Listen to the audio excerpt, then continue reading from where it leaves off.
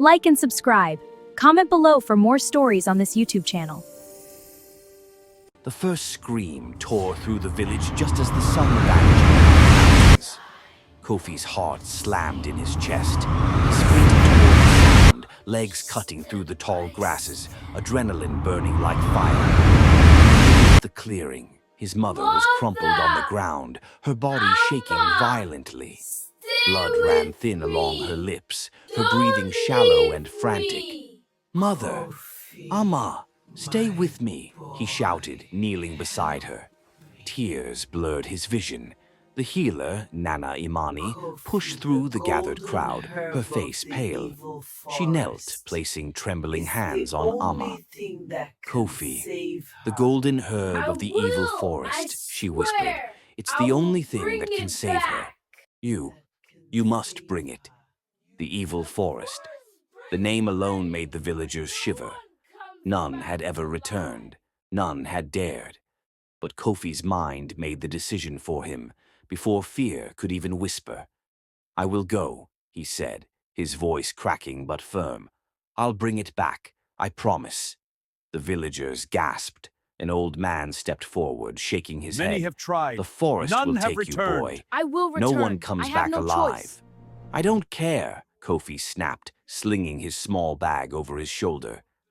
"I don't care if I die. My mother, she will not die." Before dawn, Kofi left.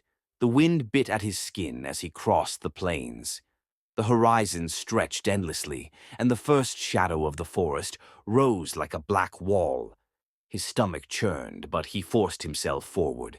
Each step into the forest felt like stepping into a living nightmare. The air thickened, shadows moved unnaturally, and distant whispers snaked through the trees. Within an hour, Kofi realized the forest was alive. Twisted roots reached for his fingers, vines blocked his path, and every step seemed to echo into the unknown. "Stay calm," he muttered. "It's just trees." But the whispers grew louder. Called from the shadows, voices he couldn't recognize. He froze, his father's old staff. "You shouldn't be here," a voice hissed. From behind a massive oak stepped a shadowy figure, eyes glowing red like embers. Its body shimmered between smoke and darkness. "Why do you enter my forest?" I seek the golden herb," Kofi stammered, "to save my mother's life." The figure circled him, a smile like a blade cutting through the darkness. "Many say that. None return. Courage alone cannot save you. The forest tests everything." Kofi swallowed hard. "Then I'll face it, whatever it takes." The shadow laughed, and suddenly the trees seemed to shift. Paths twisted, disappeared, reformed. Kofi stumbled, nearly falling into a deep, murky ravine. His chest burned, legs screaming in protest, but he pressed on, muttering prayers under his breath. Every sound, every rustle made him jump. At night, he could hear the forest breathing around him, whispering, laughing. By the second day, he stumbled upon a clearing bathed in silver moonlight. There, an old tortoise sat, its shell glimmering faintly. "Who dares enter the heart of the forest?" Who dares it enter the asked. heart of the forest? I seek I the seek herb. the My herb," mother is dying. I Kofi cannot replied, fail her. The fear forest tightening feeds on his fear, chest. tempts with "My illusions, mother and is crushes dying. the weak of I heart. cannot fail I will her." not fail. The I must tortoise's keep eyes going. glimmered. "Then Follow me, me, then. But Few beware, survive young one. without a The pure forest is heart. alive. It feeds on fear, tempts with illusions, and Follow me, crushes then. the weak of Few heart." survive without a pure heart. They walked together, and the forest revealed its darker side. Rivers whispered secrets, roots shifted like snakes, and flowers sang haunting lullabies that made Kofi feel dizzy, lightheaded. He stumbled, almost dropping his bag. "I have to keep going," he muttered. "I cannot stop now." Suddenly, from the shadows, figures emerged. Lost travelers turned to stone, eyes frozen in terror. Kofi's heart pounded violently. "I won't be next," he whispered, gripping his staff tighter. Every step was a battle against rising panic, but he pressed on, sweat stinging his eyes. On the third day, he reached a grove where blackened trees leaned together, almost touching, their leaves rustling like whispers of death. A low growl rolled through the air, making his ears ring. Shadow wolves leapt from the underbrush, eyes blazing red.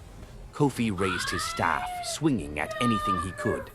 The wolves were clever, circling him, cutting off paths of escape. "Focus, Kofi," the tortoise shouted. "Bravery is not the absence of fear, it's facing it." Heart hammering, Kofi remembered his mother, fragile and sick.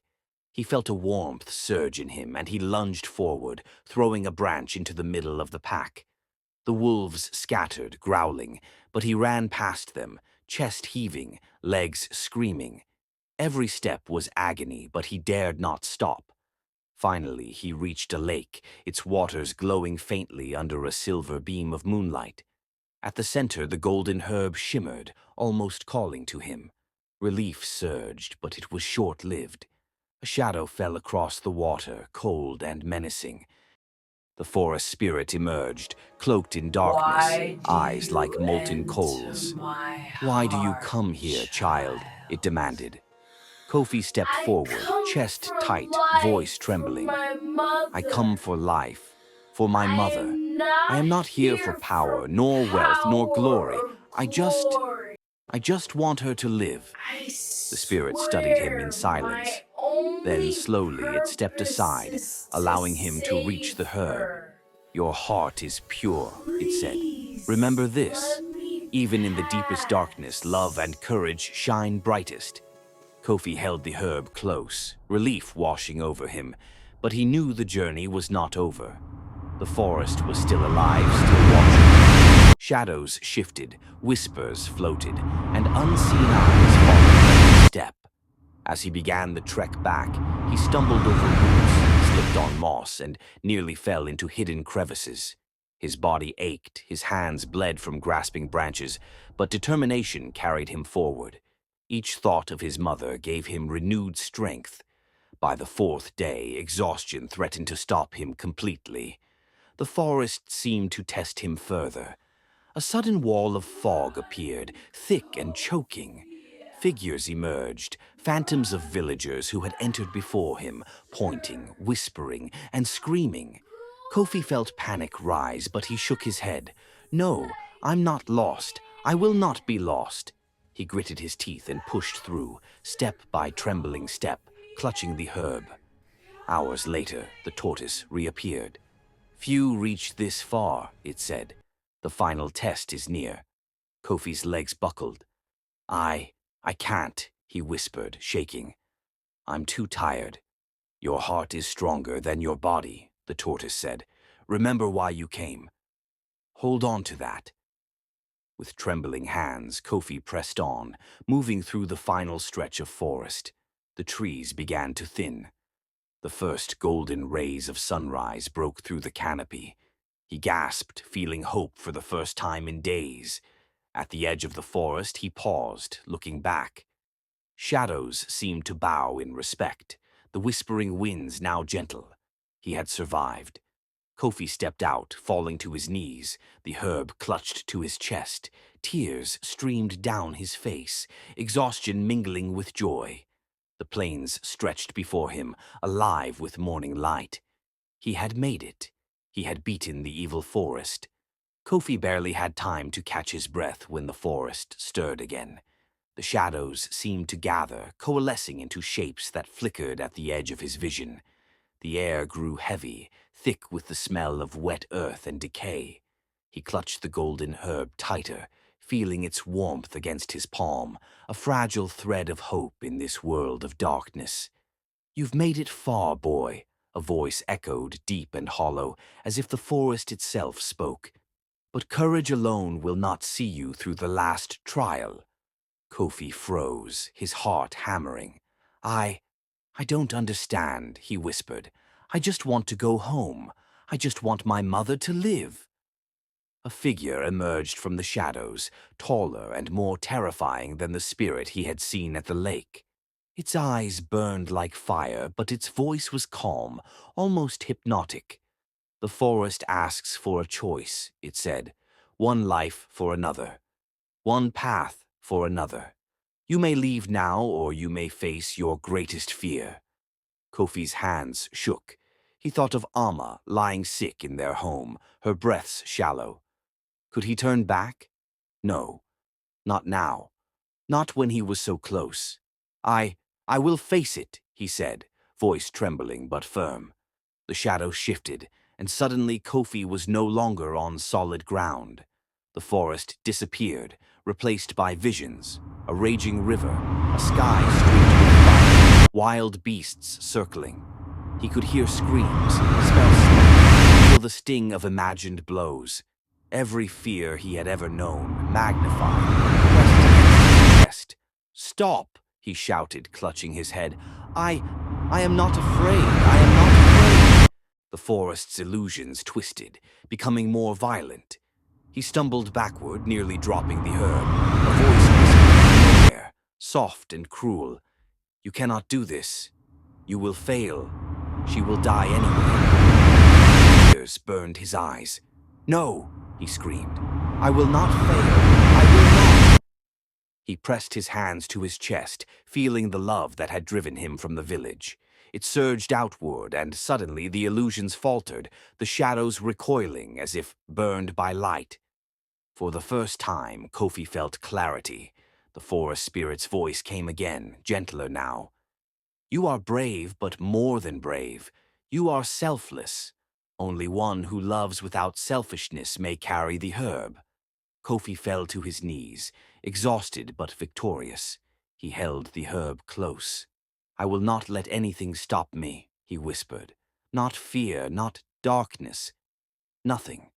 The illusions vanished, the forest returning around him, calm and quiet now. The trees seemed to bow in acknowledgement, leaves brushing softly against one another like applause.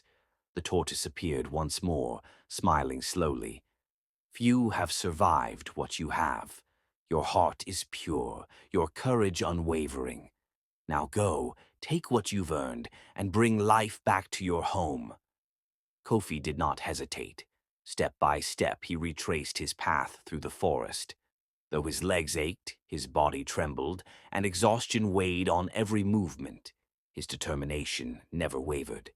Each shadow no longer frightened him, each rustle no longer whispered death. He had faced the forest itself and won. But the forest was not finished testing him. A sudden roar split the air. A massive creature, part lion, part serpent, blocked his path. Its scales shimmered like wet obsidian, its eyes locked on him with predatory focus. Kofi froze. I don't have time for this," he shouted. The creature growled, circling, coiling, ready to strike. He gripped his staff, but it was small against such a beast. Panic threatened to take over, but he remembered Amma.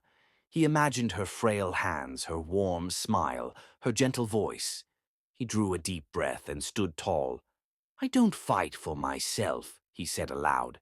"I fight for her. I fight for love." The creature paused, tilting its head as if weighing his words. Slowly, it stepped aside, letting him pass. Kofi didn't look back. He ran, stumbling, tripping, but never falling, until the forest finally began to thin. Sunlight streamed through, warm and golden, as if the world itself congratulated him. Emerging from the forest, Kofi fell to his knees, the plains stretching endlessly before him. He lifted the golden herb high, tears streaming down his face. "Mother, I'm coming home." When he reached the village, the villagers gathered, mouths open in awe. He survived," someone whispered. Amma stirred weakly, sensing movement, and Kofi ran to her side. "Mother! Amma!" he cried, pressing the herb into her trembling hands. "Drink this, please." Nana Imani quickly prepared the herb, and Amma sipped. At first, nothing happened. Then color returned to her cheeks, her breathing eased, and her eyes opened fully, shining with recognition. "Kofi, my brave boy," she whispered, reaching for him. Kofi collapsed beside her, holding her hands. "I promised, Mother. I promised I'd bring you back." The village erupted in celebration.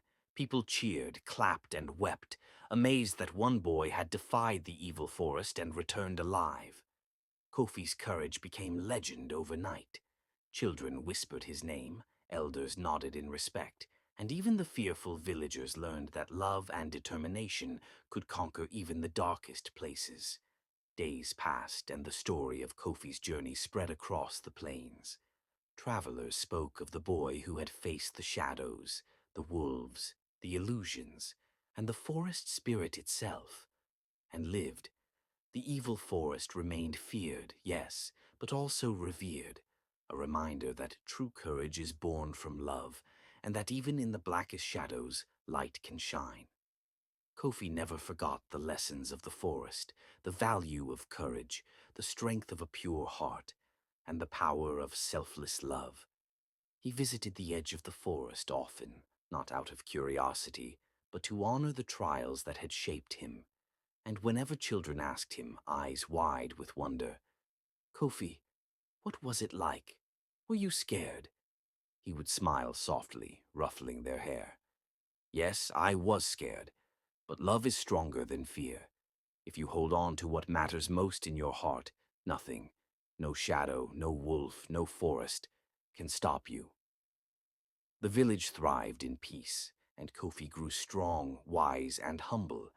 He became a symbol not only of bravery, but of hope, the boy who journeyed to the evil forest and returned with life itself in his hands.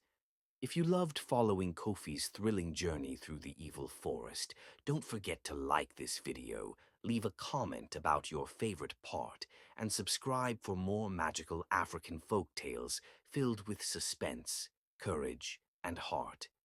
Every story is a new adventure waiting for you. And so the legend lived on, reminding every villager, young and old, that even in the face of darkness, one brave heart can change everything.